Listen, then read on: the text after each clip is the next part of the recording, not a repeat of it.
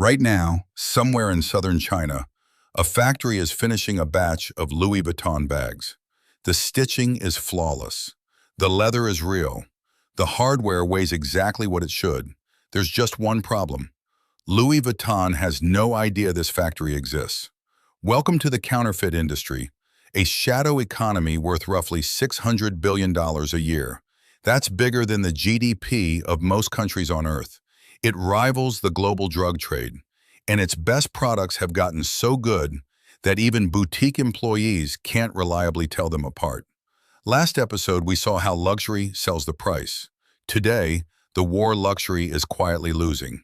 First, let's kill the old picture in your head. You're imagining a street corner, a plastic bag with crooked stitching, Gucci spelled with two C's missing, $10, everybody knows it's fake. That world still exists, but it's the bottom of a pyramid, and the pyramid has changed. At the top now sits something the industry calls the superfake. Same grade leather, sourced from similar tanneries. Correct stitch count, luxury houses use precise stitches per inch, and the fakers count them. Hardware with the right weight, the right engraving, the right sound when the clasp clicks. Date codes, authenticity cards, even the smell of the glue. Price? Not $10, $3, $4, $500 for a bag whose original sells for $3,000. And here's the terrifying part. Professional authenticators, people paid to spot fakes, now openly admit that with the best superfakes, they're sometimes guessing. Even luxury resale platforms with in-house authentication teams have been caught accidentally selling fakes as real. The copy has become so good that the authenticity industry itself can't always tell. How did this happen? Simple. The knowledge escaped. For decades, luxury brands and global fashion taught the world's factories how to make world-class products.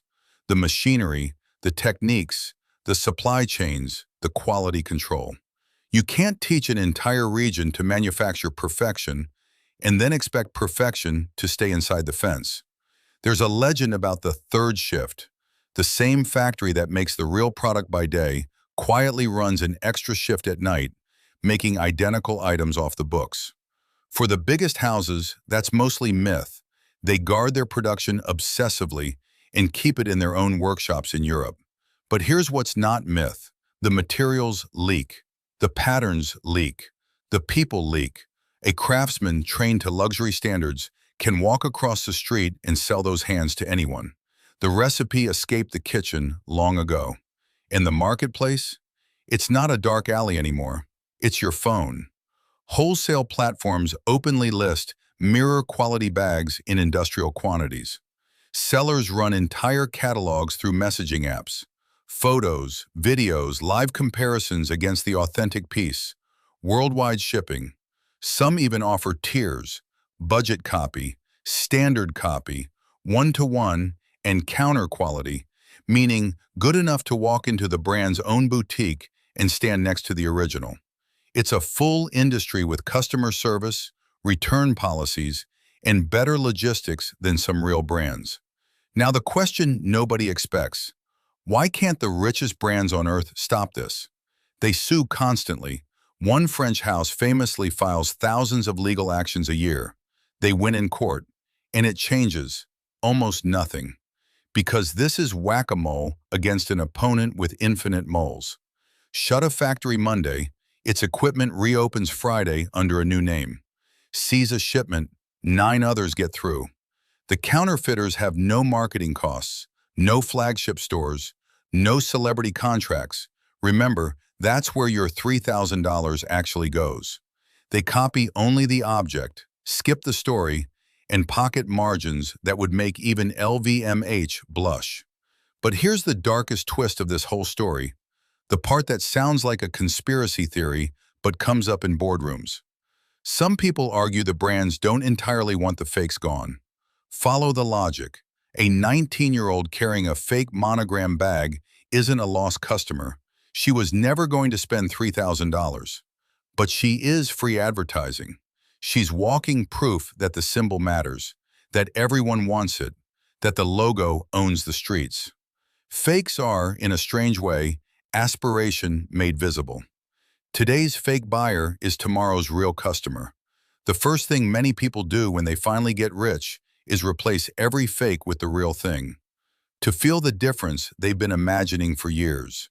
The brands fight the counterfeiters loudly and quietly collect the desire the counterfeiters spread. Before you think this is a victimless game, though, 3 uncomfortable facts. 1.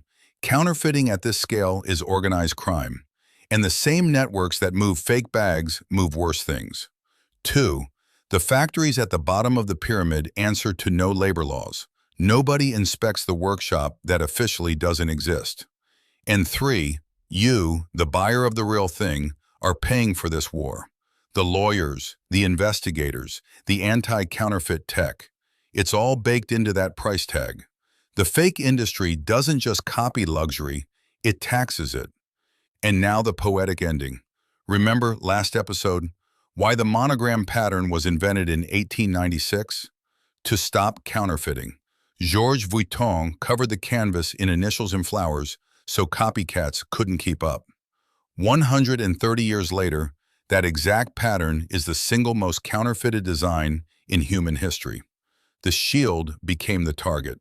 Because here's the truth the whole trilogy has been building to. Nike sells a legend, Vuitton sells a price, and the counterfeiters, they sell the shortcut, the symbol without the story. $600 billion a year says an awful lot of people just want the symbol. So, 3 takeaways. 1.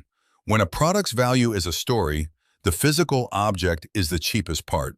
That's exactly what makes it copyable. 2. If a deal looks impossible, it is. There is no secret warehouse where $3,000 bags cost $300.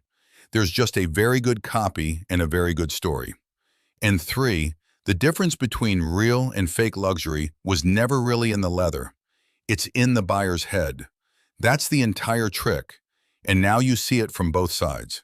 Next episode, we leave the world of handbags for an industry with even stranger math, Hollywood, where a movie can earn almost $1 billion at the box office and officially, on paper, never make a profit. The actors who signed for a share of net profits got 0. It's called Hollywood accounting, it's completely legal, and it's Enron with a red carpet. Subscribe so you don't miss it. The Green Tie breaks down how money really works, one story at a time. See you in the next one.